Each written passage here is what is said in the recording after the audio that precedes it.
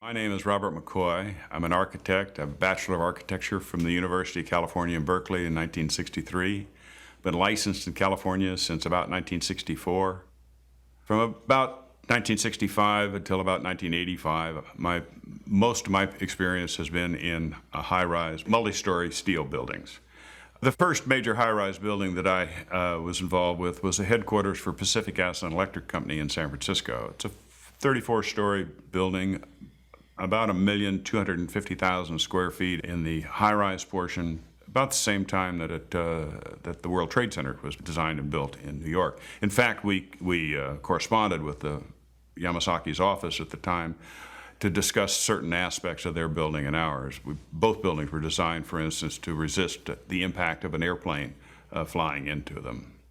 While with that firm in San Francisco, Hertzka Knowles, I also participated in the design of 575 Market Street, a building for Standard Oil, one of their headquarters buildings. It was 44 stories. 100 Pine Street, which is 34 stories. And following PG&E, I finished up the final design, redesign, and construction of the St. Mary's Hospital and Medical Center in San Francisco. Following that stint, I was in private practice for a period when William Pereira acquired my firm to give him a presence in San Francisco. He had a couple of high-rise buildings to do, one of which was One Sansom, which was initially designed as a 54-story building, subsequently reduced to about 44 stories when Citicorp came into the project. As those buildings were getting underway, I was needed in Los Angeles and relocated to Southern California, where I was the project director and chief operating officer for the joint venture for the design and construction of the Tom Bradley International Terminal at Los Angeles International Airport. That building is about 1 million square feet. It depends upon where you measure it, but it's a good, solid 5-story steel frame building.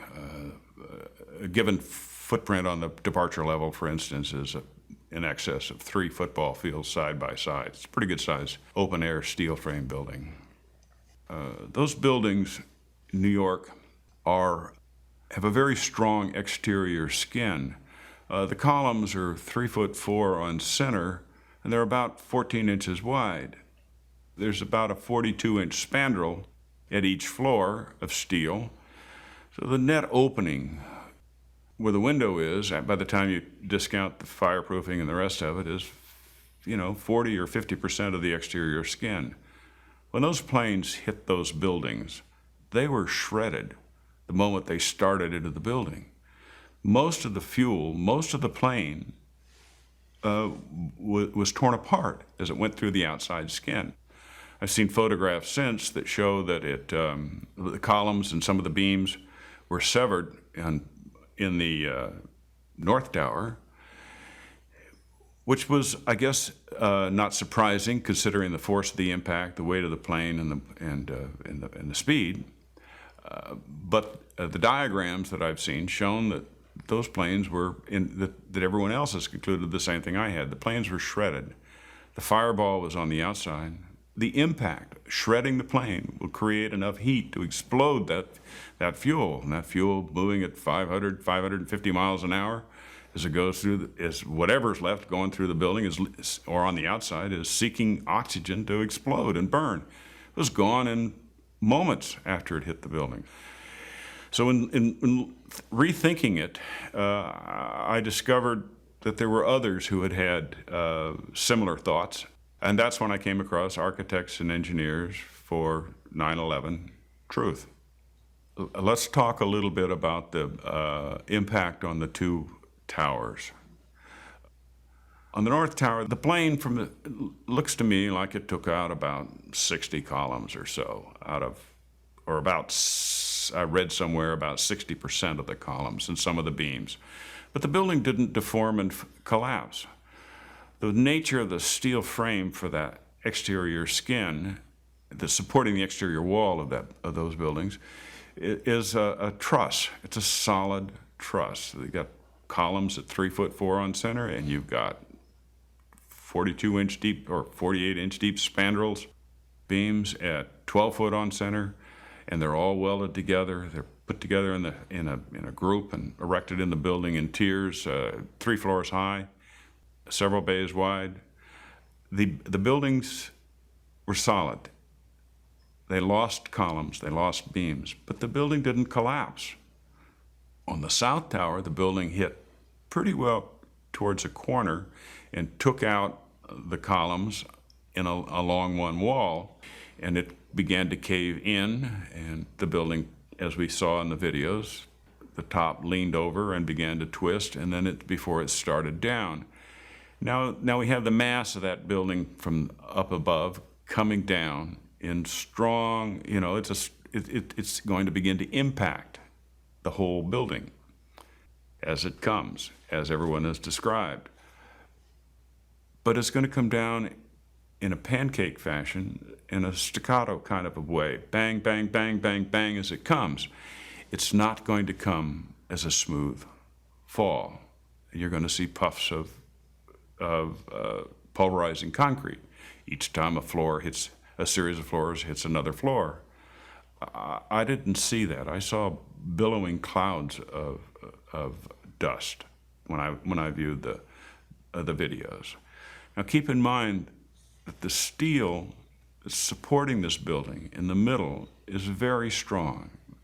Those columns were probably 4 times as strong as they needed to be to support the dead weight above them. So now you have this building coming down in a staccato pancaking effect, or that's what we're led to believe, and the columns below just simply not there, not resisting it, not stopping it, and they came all the way to the ground.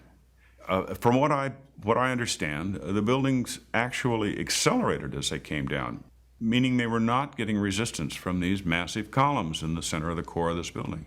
The core of this building was very heavy. True, it was a lot of holes, mostly voids, but it had beams in all directions, and it had columns on a fairly regular spacing, something on the order of magnitude of 33, 35 feet on center, some of them closer together than that. So it's accelerating as it's coming down. There's not meeting resistance from all of the columns, these massive columns inside the building. And when you get to the bottom of the building, they're huge columns, huge. Where were those columns? Why weren't they resisting and punching through the mass of the building coming down from above? Where were they? Let's go back again to the top of the building. Remember I mentioned that the top began to buckle over and twist. If this building were truly severely damaged at the floors where the plane went through, and came down as an intact block above that, I would have expected that continuation, the twisting and the tipping to have continued. I really would have expected the top section to have continued to veer off in the direction it was headed. It would have gone over the edge and started down top first. That didn't happen. So when we returned to building 1, the first notice of failure appears to be the television antenna on top coming down into the building. It's coming down in the middle of the building where the building is mostly holes for elevators and duct shafts and pipe shafts and that sort of thing. There's nothing in the middle of the building to burn. How did that steel soften enough to allow the television mast to sink almost straight down into the building, and then the building began to collapse? Next, when we talk about building 7, our building wasn't hit by a plane. We're told that there were fuel tanks to run emergency generators. The fuel wasn't according to the NIST study, wasn't a contributing factor to the collapse. Their theory is office furnishings.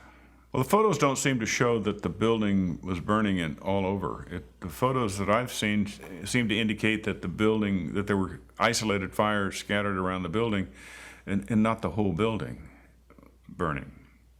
NIST would have us to believe that these were was a typical office fire, scattered office fires, if you will, that brought this building down, that burned for a period of 6 hours or so. Typical office furnishings and isolated office furnishings would burn for 20, 30 minutes or so and spread over time and burn out in one area, begin to burn more in another area as the fire spread. In a building like this, it would have, for it to have burned 6 hours, it would have had to burn through quite a number of floors. It would have been visible on the outside as the fire leapt from floor to floor going up, as it has been in other buildings, like First Interstate Tower and when it burned in Los Angeles. That doesn't seem to be the case with the Building 7. It appears in watching the videos that there were isolated fires on several floors, but they weren't leaping up the outside of the building. Once this building begins to break, and then it begins to fall with the speed of gravity, acceleration of gravity. The building is accelerating as it comes down. There's no resistance until the building gets down maybe halfway and finally is beginning to encounter maybe some of its own debris lower down in the building. But it still comes to the ground in a very short order. And when it's all finished, the outside walls from the lower floors are piled one on top of the other right in the middle of the building. Just like a house of cards if it were coming down. I find that a little hard to believe.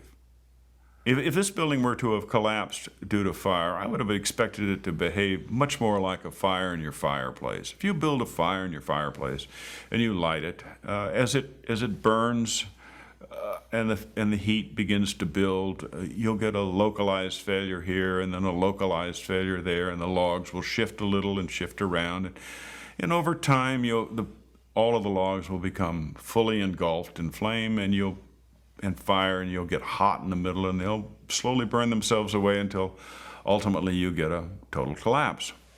But the fire is fully engulfing and involving all of the wood that's left in the fireplace. Keep this in mind. That's wood burning in a fireplace, or wood burning in a wood frame building. It's not steel, which doesn't burn, especially steel that is covered in fireproofing. There's no indication that I've seen that indicates the fireproofing was removed from Building 7. Further, since the mid-'60s, I've tried to follow high-rise fires because they're something we worry a lot about as we design these buildings. And I'm not aware of any high-rise building that have come down as a result of fires. Even though we've had some of these fires have been much hotter, much longer lasting. I mean, the first interstate fire was very hot in Los Angeles, as a high-rise fire goes. I can't remember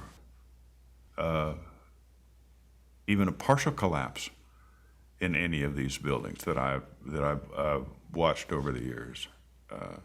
High-rise buildings. I started in San Francisco doing high-rise buildings because that was a special interest of mine. I paid close attention to them for the last 40, 45 years, and I think that's probably why I'm still interested in what happened at the World Trade Center. Something about the way those buildings came down doesn't add up in my mind. There was a lot of good work that I've seen in what few things I've seen in this, but when you look at the whole, it's when it begins to fall apart. How can those steel columns, the massive steel columns that they are, supporting that weight of that building, virtually disappear? Why aren't they poking up straight out of that rubble at the bottom of the building? So what I'm looking for is a new investigation. There may be some, well, let's call it a new investigation where all of the original information and tests and hypotheses are re-examined, as well as the ones that have surfaced since, the new ones, including the allegations of controlled demolition. There have been a lot of published tests and reports on the possibility of controlled demolition of these buildings, and I think they should be carefully considered. I mean, at this point, let's wait, let's take the time to do it right and get the record right. I signed the petition for architects and engineers for 9/11 Truth because I felt it was an organization trying to get at the truth of what in fact actually happened, what brought those buildings down. I didn't feel, in looking at it and reading the information from the organization, that it was a conspiracy theory of advocating any conspiracy theory of any nature. I don't want to be involved in conspiracy theories. There are lots of them. They can go on. We can speculate on that forever. What we really need to know is how those buildings came down.